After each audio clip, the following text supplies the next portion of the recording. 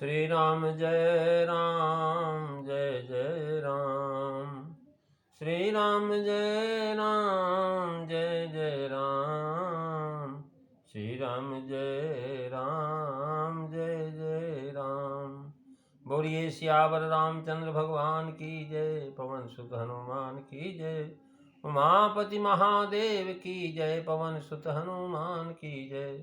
सब संतन की जय, सब भक्तन की जय। सच्चियाँ जोता वाली माता तेरी सदा ही जय। बोल सनातन धर्म की जय। सदगुरुदेव महाराज की जय। नमो पार्वती पते हर हर महादेव।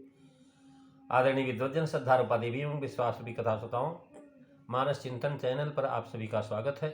पिछली चर्चा में आप तारकासुर के अत्याचार की चर्चा सुन रहे थे। अत्याचार जब तारकासुर का बढ़ा, सारे देवता लोग युद्ध कर करके थक गए, लेकिन महाराज उससे कोई पार नहीं पाए। उसने सारे लोकपतियों को जीत लिया। तो सारे देवता ऋषि मुनि एकत्र होकर के महाराज ब्रह्मा जी के पास गए। ब्रह्मा जी ने कहा, देखो मेरी बात सुनकर के उपाय करो, कार्य होगा, ईश्वर सहायता करे। सती जी जो दक्ष की पुत्री थी, उन्होंने यज्ञ में महाराज शरीर छोड़ दिया था। उन्होंने जाकर के हिमाचल के घन जन्म लिया है पार्वती के रूप में, और शिव जी पति हों इस निमित्त उन्होंने बड़ा भारी तपस्या की है। और इधर भगवान शिव ऐसे हैं कि उन्होंने सब कुछ छोड़ छाड़ करके समाधि में बैठे हुए। यद्यप है तो बड़ा ही असमंजस, दुविधा है, फिर भी हमारी एक बात सुनो। जाकर के कामदेव को शिव जी के पास भेजो। वह कामदेव शंकर जी के मन में क्षोभ उत्पन्न करे, और जिससे समाधि से मन विचलित हो जाए, समाधि छोड़ जाए, तब हम जाकर के शिव जी के चरणों में माथा नवा करके जबरदस्ती विवाह करवाएंगे। यद्यपि यहाँ मंजस भारी, तदपि बात एक सुनहु हमारी। पठवहु काम जाई शिव पाही, और करई क्षोभ शंकर मन माही। तब हम जाई शिवहि सिर नाई, करवाऊ विवाह बरियाई। कहे जदप है असमंजस भारी। भाव यह कि पहले तो यही असमंजस है कि न जाने समाधि कब छूटे।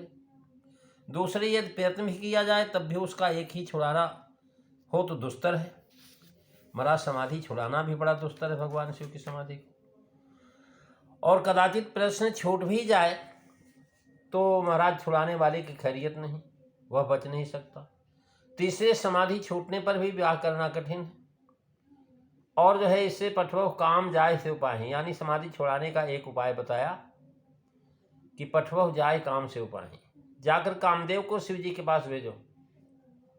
इससे जनाया कि कामदेव का आवाहन ब्रह्मा जी के सामने नहीं हुआ। देवता लोग ब्रह्मा जी का देवताओं के माध्यम से काम का आवाहन हुआ। करव जाए कहा, मतलब तुम यहाँ से चले जाओ और जाकर के कामदेव का आवाहन करो, और उसको शिव जी के पास भेजो। जिससे जनाया कामदेव का आवाहन ब्रह्मा जी के सामने नहीं हुआ और अन्यत्र हुआ। ब्रह्मा जी से सलाह लेकर के देवता ब्रह्मलोक या सुमेर पर्वत पर, जहाँ ब्रह्मा की कचहरी, लौट गए और सुरन कही निज विपत। और यहाँ जो है ब्रह्मा जी देवताओं से इस प्रकार जब कह करके अंतर ध्यान हो गए, तब देवता मन में अपने कर्तव्य का निश्चय करके महाराज वहाँ पर जो है स्वर्ग को गए और वहाँ झटपट कामदेव का स्मरण किया। और कामदेव का जब स्मरण किया कि जाई बरियाई जो शिव पहि जाई काम, तो इसके साथ ही समझे तो यह भी भाव हो सकता है कि देवता तब वहीं बने रहे। उन्होंने वहाँ कामदेव का आवाहन किया, और जब तक समाधि नहीं छूटे तब तक देवता वहीं रहे। और ये भी बताया, पठो काम जाए शिव पाही, करे क्षोभ शंकर मन माही। शंकर जी का मन इस समय समाधि में स्थिर है, अतः मन में क्षोभ करने को कहा। क्षोभ संचलन, महाराज क्षोभ संचलन से, मन चंचल होने से समाधि छूट जाएगी। क्योंकि महाराज भगवान शिव की समाधि स्थिर है, चित्तैक साध है। मन में क्षोभ करने को कहा। मन माही कहने का भाव यह है कि कामदेव का स्थान मन ही, मन में काम बसता है, बुद्धि में महाराज ब्रह्मा विचार बसते हैं। तो इसलिए कह जाए काम मन माही। शंकर जी का मन इस समय समाधि में स्थित है, और जो है महाराज समाधि में निर्विकार चित्तैक साध्य है। भाव है कि कामदेव का स्थान मन ही है और इसी से उनके मनसिज नाम है, वो एक नाम मनोज भी कहा गया है। अतः वह शंकर जी के मन तक पहुंच सकता है, दूसरे की पहुंच वहां नहीं हो सकती। फिर मन के क्षोभ करने को कहा, क्योंकि महात्मा पुरुष का निष्कल्प अविचल होते हैं महाराज, उनके मन को बस करना अत्यंत दुष्कर कार्य है। मन ही इंद्रियों के समुदाय का रूप है, मन को क्षुब्ध करने पर महात्माओं पर विजय हो सकती है। अतः समझाया कि काम को भेजो, वह अंतःकरण में प्रवेश करे भगवान शिव के, और इंद्रिय समुदाय को व्याप्त करके रमणीय साधनों के द्वारा कार्य सिद्ध करो। और इसके बाद जो है उन्होंने बताया, तब हम जाए से वहीं भरनाई, तब हम शंकर जी के पास जाएंगे और उनको मत्था टेकेंगे और राम जो है विवाह कराने की चेष्टा करेंगे। यानी जो है ब्रह्मा जी से पुकार किया तो उन्होंने बताया कि इस तरह से समाधि छुड़ाने का प्रयत्न करो, फिर आगे विवाह कराने का काम स्वयं मैं कर दूंगा। यह सहायता उन्होंने अपनी ओर से देने को कही। भाव है कि जब किसी से कोई काम जबरदस्ती करना होता है तब उसका यही उपाय है कि बड़प्पन को छोड़ करके सिर चरणों पर रख देने से देवता प्रसन्न हो जाते हैं। ऐठ से बरियाई नहीं चलती। भाव कि उनको प्रणाम करेंगे तो काम निकल जाएगा। काम के पास आओ, काम को प्रणाम करो, उससे विनय करो, प्रार्थना करो, तो महाराज काम जो है तुम्हारा काम करने को तैयार हो जाएगा। इसलिए महाराज कामदेव को उन्होंने आवाहन किया। कामदेव जब आया तो सारे के सारे देवता महाराज उसका मत्था टेकने लगे।